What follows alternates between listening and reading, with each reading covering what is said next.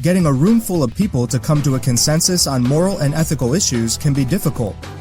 The first step is to find areas of agreement. War crimes, blatant lying for personal gain, and extortion are among them. Consider the moral and ethical dilemmas in the workplace.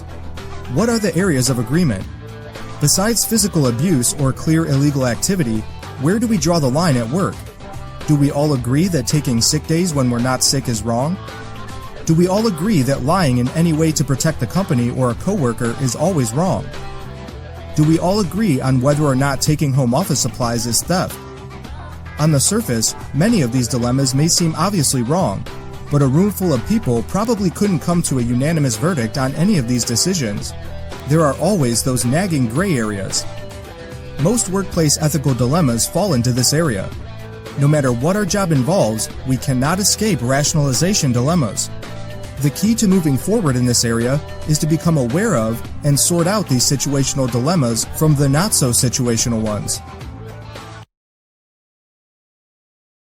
No matter how much you try to avoid ethical dilemmas, sometimes they find us first.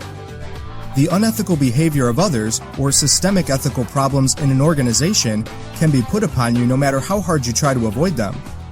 These dilemmas fall into a category called critical dilemmas.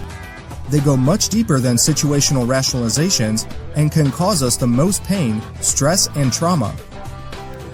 The first step in facing these dilemmas is to step back and understand the causes, effects, long and short-term ramifications, and positions of all the stakeholders involved, as well as all possible solutions.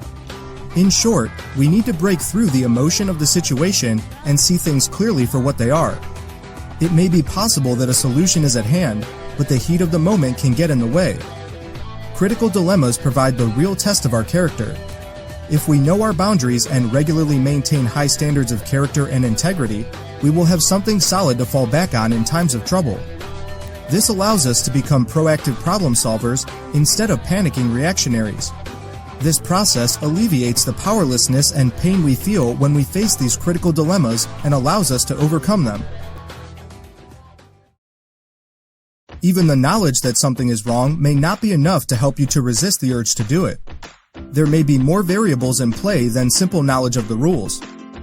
The key to reducing situational dilemmas is to ask the questions: why do we do what we do? What makes something just too tempting to resist? There are many factors that influence our level of temptation, both within our own will and consciousness, and from factors outside our sphere of influence.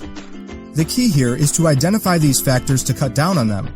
Then, the next level of defense is to have a simple standard by which we can measure the ethical nature of a decision that serves as our ethics early warning system.